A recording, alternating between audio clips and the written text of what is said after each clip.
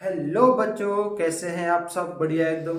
तो आज हम लेक्चर नंबर पहला 10वीं कक्षा का स्टार्ट करने जा रहे हैं, जिसका नाम है रासायनिक अभिक्रिया एवं समीकरण, केमिकल रिएक्शन एंड इक्वेशन। ठीक है, ये आपके चैप्टर का नाम है। तो सबसे पहले रासायनिक अभिक्रिया की परिभाषा क्या होती है? तो रासायनिक अभिक्रिया की परिभाषा जानेंगे।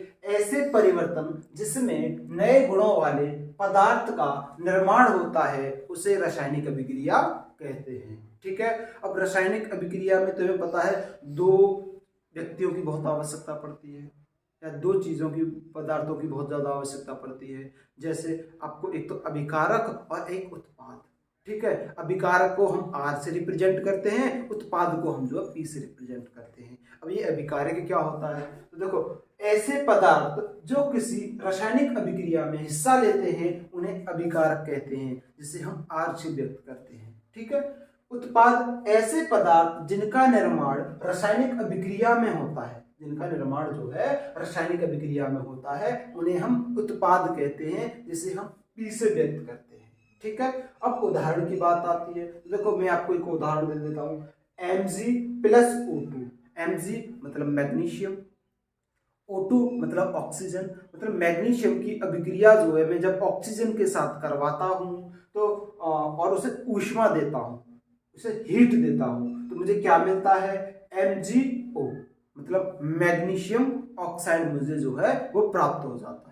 अब मैंने इस अभिक्रिया को क्या कर दिया है? संतुलित कर दिया। आपका भोजन का पाचन, दही का बनना, श्वसन, लोहे पर जंग का लगना। देखो, लोहे पर जंग लगती है, आप लोग देखते होंगे। लोहा जो है ऑक्सीजन के जैसे संपर्क में आ जाता है और थोड़ी सी उस पर नमी हो जाए, आर्द्रता आ जाती है, तो क्या होता है? लोहे पर जो ब्राउन कलर की क्या लग जाती है? जंग जो है वो लग जाती है। लगती है कि नहीं लगती है? अच्छा, अब उसके बाद रासायनिक अभिक्रिया के प्रेक्षण। ठीक है। अब ये क्या होता है रासायनिक अभिक्रिया की? ये प्रेक्षण शब्द का क्या मतलब है? प्रेक्षण शब्द का मतलब है ऑब्जर्वेशन। मतलब रासायनिक अभिक्रिया जो हो रही है उसमें क्या क्या चीजें हमने ऑब्जर्व की, क्या क्या चीजें हमने देखी, क्या क्या परिवर्तन हो रहा है उसमें, किन किन चीजों में चेंज जो आ रहा है। ठीक है, उसके बारे में बात करते हैं। देखो, गैस का उत्सर्जन, गैस का क्या हो रहा है? वहां पे उत्सर्जन हो रहा है। जैसे कि देखो, उदाहरण दिया है, जिंक का अभिक्रिया आपको करानी है किसके साथ? तनु H2SO4 के साथ करानी है, डाइल्यूट H2SO4 के साथ। क्या मिलेगा? जिंक सल्फेट प्लस के H2 गैस जो हाइड्रोजन गैस है वो क्या हो जाएगी? वहां से रिलीज हो जाएगी। ठीक है। अच्छा, अब इधर देखो, इसके बाद आपको दूसरा एक उदाहरण दे रखा है, सोडियम कार्बोनेट। सोडियम कार्बोनेट की अभिक्रिया आप तनु HCl से कराएंगे, हाइड्रोक्लोरिक अम्ल से कराएंगे, आपको क्या मिलेगा? NaCl लवण मिलेगा, H2O पानी मिलेगा, और CO2 gas, carbon dioxide oxide जो गैस है वो क्या है? बाहर निकल जाएगी। ठीक है। अच्छा, अब देखो, रंग में परिवर्तन। रंग में परिवर्तन किस प्रकार से होता है? देखो, KMnO4 पोटेशियम परमैंगनेट आपको दे रखा है, उसका जो कलर होता है वो पर्पल कलर का होता है। अब पोटेशियम परमैंगनेट कलर में मैं आप पर्पल कलर का कलर जो होता है उसमें जो है मैं सिट्रिक अम्ल डालूं। सिट्रिक अम्ल मतलब तुम्हें पता है कि जिसके अंदर थोड़ा सा वो खट्टा हो, जिसे बोलते हैं, जैसे संतरे में पाया जाता है, नींबू में पाया जाता है, तो मैं लेमन जूस में डाल दूँ, ड्रॉप वाइज जो है उसे डालते चलो और उसे सेक करता चलो, तो क्या हो जाएगा? उसका जो कलर है वो क्या हो जाता है? चेंज होने लगता है, और वो कलर कैसा हो जाता है? कलर लेस हो जाता है। कैसा होता है? कलर लेस हो जाता है। ठीक है। अच्छा, अब इसके बाद आगे बात करते हैं तापमान में परिवर्तन। देखो, तापमान में परिवर्तन, कभी आप जो है दुकान से बिना भुना हुआ चूना लेके आते हो, जिसे हम कलई कहते हैं। ठीक है।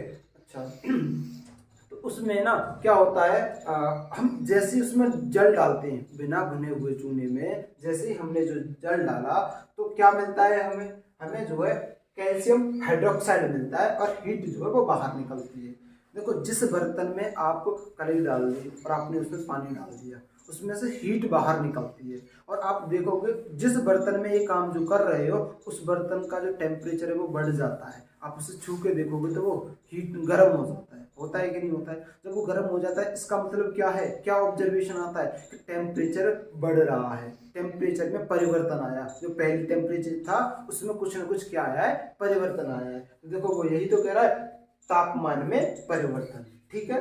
अच्छा, अब इसके बाद अवस्था में परिवर्तन की बात करते हैं। तो अवस्था में परिवर्तन, मोमबत्ती का पिघलना। देखो मोमबत्ती है, ये पिघलती है, लिक्विड अवस्था में होती है, बनती है, फिर उसके बाद ना ये जल के ना कार्बन डाइऑक्साइड रिलीज करती है कि नहीं करती है, CO2 गैस जो है। तो देखो तीनों अवस्था में मिल रहा है भाई। ठोस अवस्था में आपके पास मोमबत्ती है, इसके बाद उसे आपने जैसे जलाया तो वो उसका जो वैक्स है वो पिघलता जा रहा है, तो वो लिक्विड अवस्था में बहता जाता है, और जो है जलती है तो उससे गैस जो है उत्सर्जित होती है कि नहीं होती, गैस बाहर निकलती है। तो इसमें इसी को बोलते हैं अवस्था में परिवर्तन। मोमबत्ती का पिघलना एक बहुत अच्छा उसका उदाहरण है। ठीक है, अच्छा अब बात करते हैं अवक्षेपण।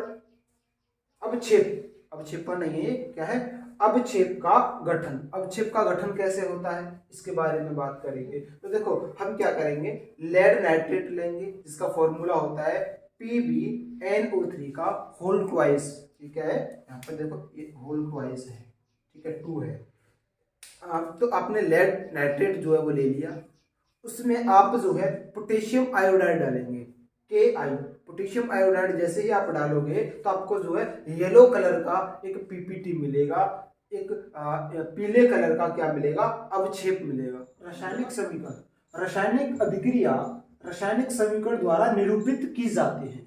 आपकी जो रासायनिक अभिक्रियाएं होती हैं, रासायनिक अभिक्रिया को जनरली Rp से रिप्रेजेंट करते हैं। R से हमारा क्या बनता है, P बनता है। इस प्रकार से जो सामान्य रूप में लिखते हैं वो इस प्रकार से लिखते हैं। तो वो कह रहा है जो आपकी रासायनिक अभिक्रिया हैं उन्हीं को ना रासायनिक समीकरण कहा जाता है, उन्हीं को ना रासायनिक समीकरण से निरूपित किया जाता है, डिनोट किया जाता है। वो कह रहा है रासायनिक समीकरण में तत्वों के प्रतीक या अभिकारक और उत्पादों के रासायनिक सूत्र में उनकी भौतिक अवस्था के साथ लिखते हैं।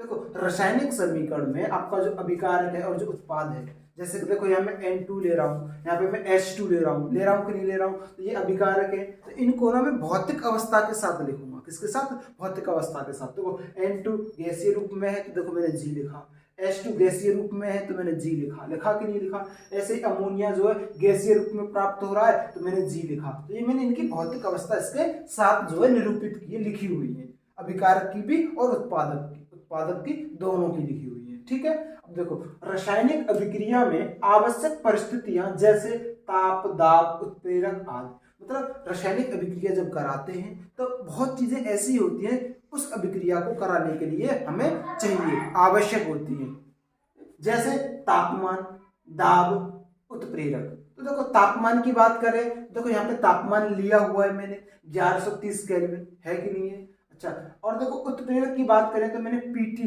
जो उत्प्रेरक के रूप में लिया है। तो ये आवश्यक चीज है, इन्हें हम जो है तीर के निशान पे ही दर्शाते हैं, या तो इसके ऊपर दर्शाते हैं या इसके नीचे भी हम इसे लिख सकते हैं, दर्शा सकते हैं। ठीक है, अच्छा अब देखो रासायनिक अभिक्रिया को संतुलित करना। रासायनिक अभिक्रिया को किस प्रकार से संतुलित करना है, देखो रासायनिक अभिक्रिया को संतुलित करने से पहले हमें एक नियम के बारे में पता होना चाहिए, जो होता है द्रव्यमान संरक्षण का नियम। वो नियम क्या कहता है, वो नियम आपका ये कहता है कि आप किसी भी पदार्थ का न तो द्रव्यमान जो है नष्ट कर सकते हैं, न ही उसको उत्पन्न कर सकते हैं। ठीक है, जैसे देखो यहाँ पे लिखा हुआ है किसी भी रासायनिक अभिक्रिया में द्रव्यमान का न तो निर्माण होता है न ही विनाश हो सकता है। ये लॉ ऑफ मास कंजर्वेशन का नियम जो है वो कहता है कि भैया आपका जितना द्रव्यमान अभिकारक में था उतना ही द्रव्यमान जो है उत्पाद में रहेगा।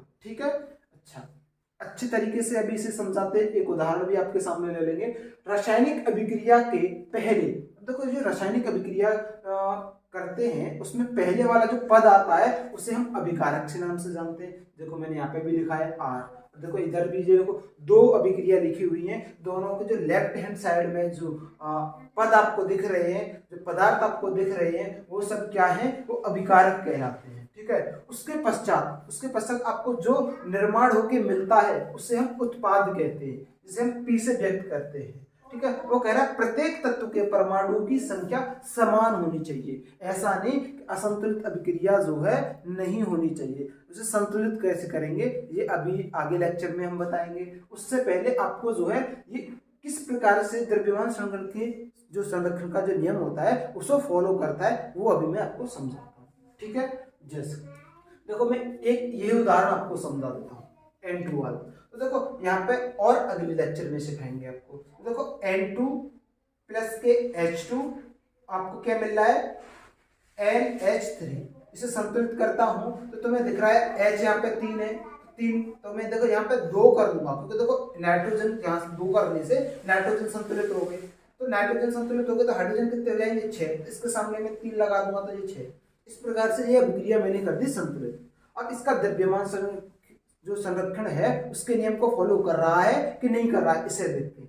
देखो एक नाइट्रोजन का जो द्रव्यमान होता है वो 14 होता है, तो 2 का कितना हो जाएगा 28। तो मैं लिख दूंगा 2 गुणा 14 प्लस, ऐसे ही मैं इसका लिख दूंगा ये कितना हो जाएगा। देखो एक हाइड्रोजन का एक होता है तो 2 हाइड्रोजन का 2 होगा कि नहीं होगा।